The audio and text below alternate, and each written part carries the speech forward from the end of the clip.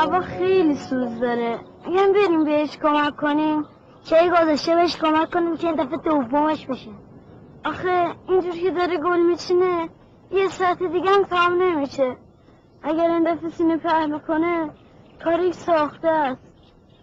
وای مشریم وانتش فروخته. پارسال ماشین به دادش رسید. خدا تو چند بار واسهش گل چندی و گلا رو دستی کرده برگردون.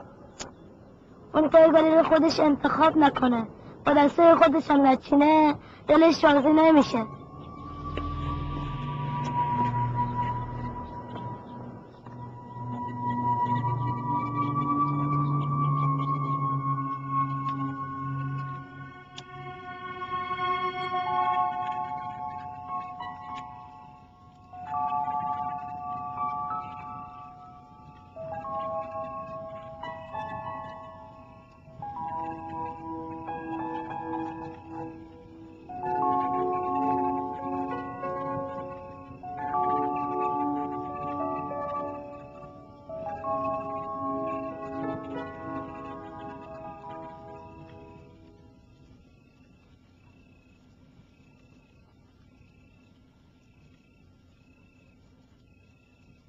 چون سرما این موقع شب آخه تو این ظلمات کی میره کنار ریل که تو میخوای بری دختر جان؟ ها جواب بده. آخه تو این تاریکی و سرما کدوم رزمنده راضی میشه که تو واسش گل ببری عزیزم؟ ها کدوم رزمنده؟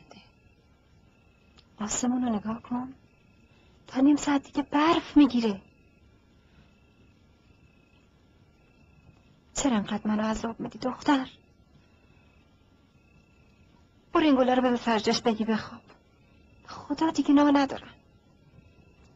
چند بار بهت بگم بابا دیگه نمیاد، شهید شده رفته پیش خدا. دست از این کارات بردار، ذلم کردی. الهی فدات شم. فردا صبح برو.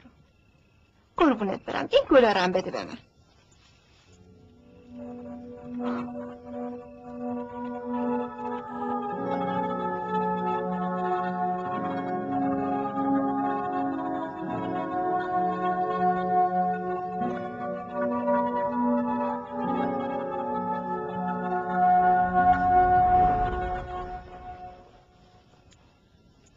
فقط تا نیم ساعت. اگر قطارشون نیامد برمیگردی. من از پشت پنجره نگات میکنم. اگر برف گرفت خودم میام برمیگردونم. باشه؟ چشم.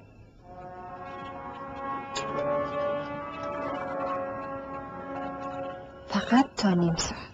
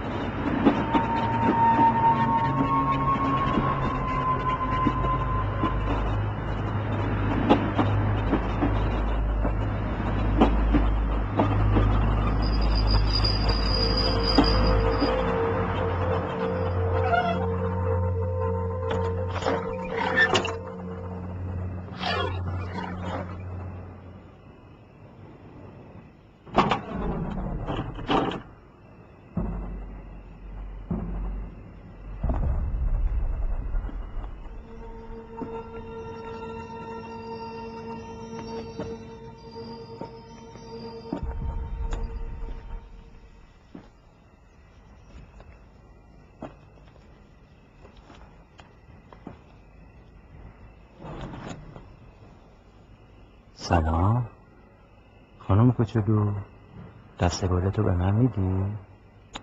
باشه، عیب نداره، ولی بیا عزیزم، بیا ببین دست گلتو به این آقاه میدی؟ خانم کوچولو. باریکلا، اصلا خجالت نکش عزیزم، اگه دوست نداری دست گلتو بهش نده، ولی اون خیلی دوست داره که تو رو ببینه. بیا عزیزم، بیا.